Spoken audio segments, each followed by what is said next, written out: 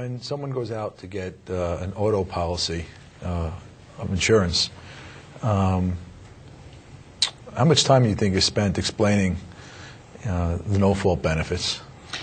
I would say not nearly enough time as there should be. I think a lot of people, when they're buying a policy, are worried about getting their car fixed. I think they're worried about, if I get into an accident, am I going to be covered? Am I going to be protected? Right. Right. I don't think. I think that the no fault is not covered enough, and I think that it should be. Because so you think if I took 100 people off the street who have auto insurance, and I asked them about their no fault insurance, they would probably be clueless. Most of them.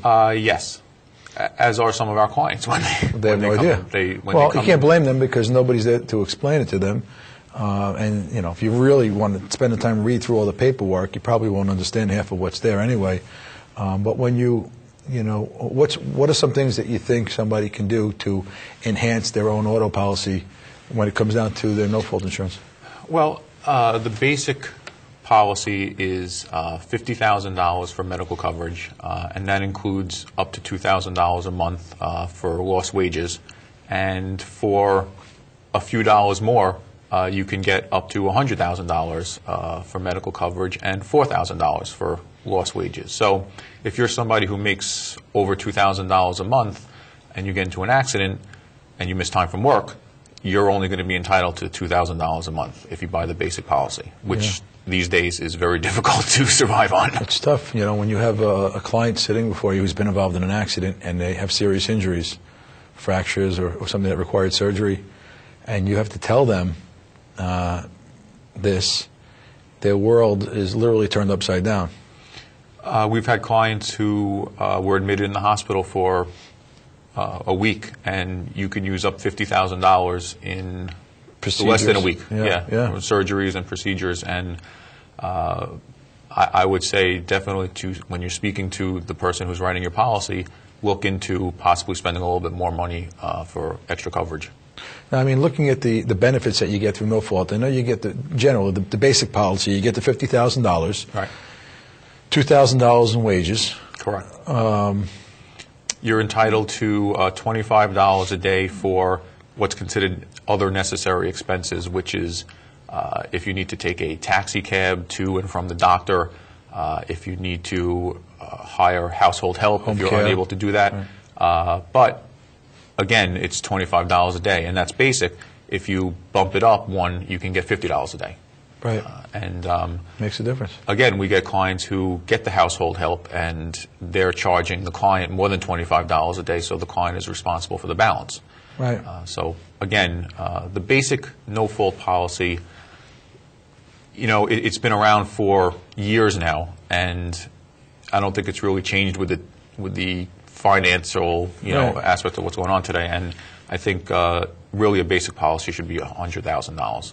Do you know why no fault came into existence back in the 70s? I think. It came into existence basically because when you're involved in a car accident, they want to make sure that you're covered by somebody. And another problem that clients have when they come into the office is they always ask, why is it going through my insurance policy? I didn't cause the accident. Right. Why do I have to pay? That person ran the red light. Why am I paying for my own medical bills? And the reason why it came into existence is because you could get hit by somebody who doesn't have insurance. It's protecting you so that you are covered. I think of the situation where there's an intersection accident, and there's a question of who had the red light and who had the green light, and you've got 3 or 4 people in this car and 3 or 4 people in that car. Everybody needs medical treatment.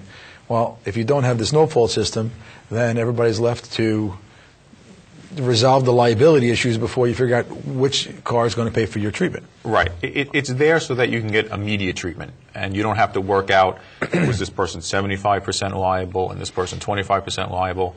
It's there so that you're covered immediately. That's the good part. That's the good part. There are probably more bad parts to no fault than there are good parts, unfortunately. Well, I mean, it invites fraud because, my understanding of no fault, and obviously, we've handled thousands of no fault matters, is the insurance companies are under a duty to pay for your treatment if it's for an injury that is related to the accident. Related to the accident and considered medically necessary. And it's reasonable. Right. So it's usually hard to prove that an injury is not, a new injury is not related. If your back hurts, your neck hurts, something like that, or you break something. I think the reason the system was put in effect, though, was to limit the lawsuits that stem from car accident cases. Well, it's there.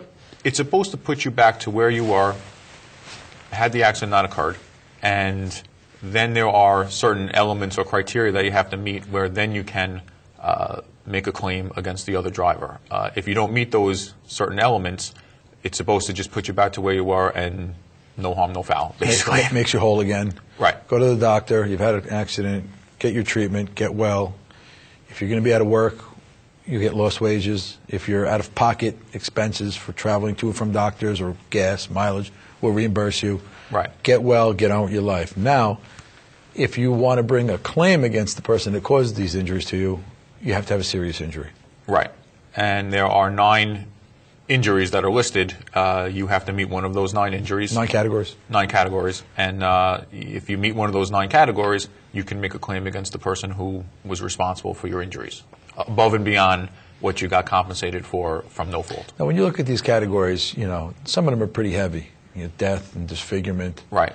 How do you read the 9th category there? It's, I think it says any non-permanent injury which prevents you from performing substantially all of your customary activities for the first 90. Or is it the first 90 or 90 of 90 out of the first 180 days. How do you read that? Because I know a lot of people look at it as if you're out of work for 90 days, you've satisfied that. But well, I mean, the first thing you have to look at is a doctor has to document everything. Right. You can't just say, I feel like I can't work. A doctor has to say that you can't work. And you don't necessarily meet it. Well, you meet it. If you're out of work for 90 days and you've had to treat for 90 days, you meet that threshold. It doesn't necessarily mean that it's a... That you won the lottery. Right. You're entitled to be compensated. Right, and it's negotiable. We've had cases where the client treats for 89 days and there's nothing we can do. The insurance company feels that it's not a serious injury and... You didn't meet that 90-day threshold. It doesn't have to be the first 90 days. It has to be 90 out of the first 180 days. So you have 6 months. 180 days is 6 months, and you can treat within that 6 months. And then you've met that serious injury criteria. I'm sure you've been asked this question because I have clients who want to know if they can work or can they return to work or, whatever it is. And I always tell them it's between you and the doctor. Sometimes they try to go back to work and they just find that it's aggravating whatever pain or condition they have, and then they stay out of work. They'll try to go back to work. So that's where that 180 days comes into play. And also, I usually tell the client, tell the doctor what your daily duties are at work. It depends on the job. If you're a bricklayer or if you work in construction and you have to use a sledgehammer, you should tell the doctor that because your job can be hurting you more. And if you have a desk job and you can get up and stretch every so often, you don't necessarily have to miss 90 days of that in order to meet the criteria. And also the language in the category itself is customary activities. So it doesn't have to be work. It can be if you're somebody who likes to exercise, who jogs every day, who's in a bowling league, and you can't do these things anymore. I would say even includes relations with your spouse, whatever it is, whatever your customary activities are. If you can document that you cannot perform these for at least that period of time, then you can satisfy that statute. Which means you'd be entitled to be compensated, but the value of the compensation would depend on the injury. What is the injury? A lot of clients feel that their MRIs were positive. Which showed a herniated disc. Correct. Let's say. Unfortunately, herniated discs affect different people in different ways. There are some people who have herniated discs who can't work for 90 days. That herniated disc isn't necessarily an injury in those 9 categories. It's how that herniated disc affects you.